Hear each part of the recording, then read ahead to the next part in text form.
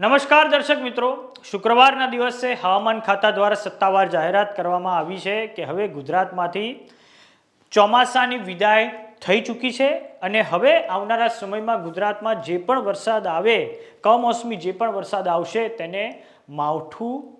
માવઠા તરીકે ગણવામાં આવશે। તો દર્શક મિત્રો, આ તમે હવે વિંડી પર જોઈ શકો છો। હાલમાં તો બંગાળની ખાડીમાં કોઈ વરસાદી સિસ્ટમ બની નથી, પરંતુ હવે તમે ઉત્તર ભારતનો જે વિસ્તાર છે ત્યાંથી હવે સાઉથ વેસ્ટનું જે મોન્સૂન છે તેની ધીરે ધીરે વિદાય થઈ રહી છે અને હવે આવનારા 2 થી 3 દિવસની અંદર જે દક્ષિણ ભારતનો જે વિસ્તાર જે છે ત્યાં નોર્થ ઇસ્ટનું જે મોન્સૂન જે છે તે આવવા જઈ રહ્યું છે। આપણે જણાવી દઈએ કે દક્ષિણ ભારતના જે વિસ્તારો જે છે, ખાસ કરીને તમિલનાડુનો વિસ્તાર જે છે ત્યાં નોર્થ ઇસ્ટનું જે મોન્સૂન જે છે એટલે કે શિયાળાના સમયમાં ઓક્ટોબરના સમયથી તે શરૂ થાય છે,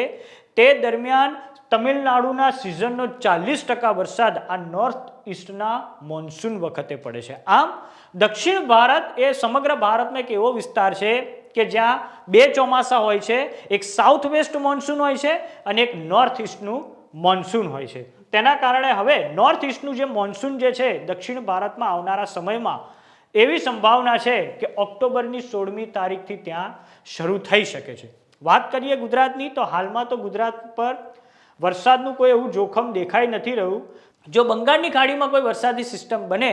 તો તેના કારણે ગુજરાતમાં પછી વરસાદ આવવાની સંભાવના વધી જતી હોય છે। હવે વાત કરીએ ગુજરાતમાંથી જે ચોમાસાએ વિદાય લીધી તેની, તો આ તમે હવામાન ખાતા દ્વારા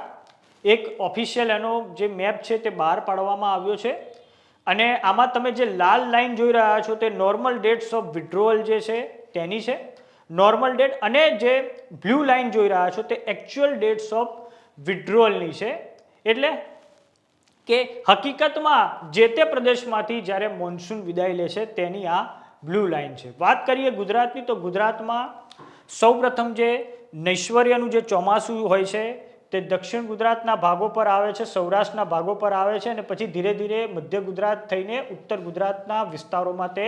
આગળ વધતું હોય છે। વાત કરીએ હવે ચોમાસાની વિદાયની, તો હાલમાં જે છે આ તમે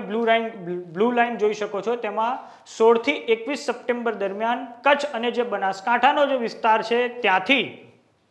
જે છે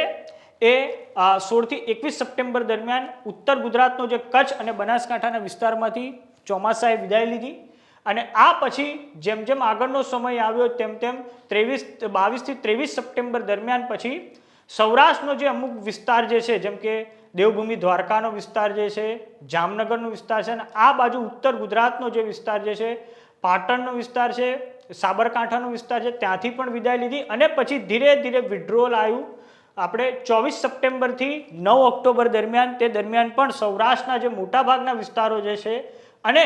ખાસ કરીને મધ્ય ગુજરાતના જે વિસ્તારો છે ત્યાંથી ચોમાસાએ વિદાય લીધી અને અંતે આ જે છે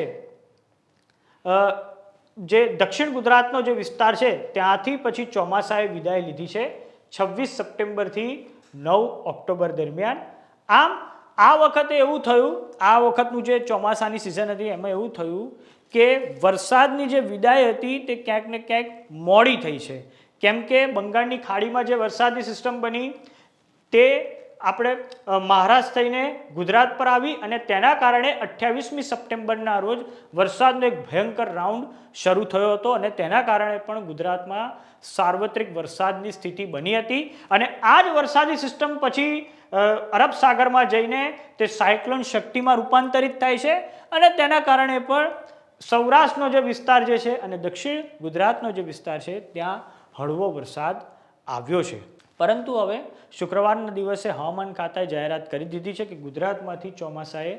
સંપૂર્ણપણે વિદાય લઈ લીધી છે। તો હાલમાં તો તમારા ગામ, શહેર, તાલુકામાં કેવું વાતાવરણ છે અમને કોમેન્ટ બોક્સમાં લખીને જરૂર જણાવો। જો તમે અમને યુટ્યુબ પર જોઈ રહ્યા હો તો સબસ્ક્રાઈબ કરો, જો તમે અમને ઇન્સ્ટાગ્રામ અને ફેસબુક પર જોઈ રહ્યા હો તો ફોલો કરો, સાથે જ અમારી વોટ્સઅપ ચેનલ આવી ગઈ છે,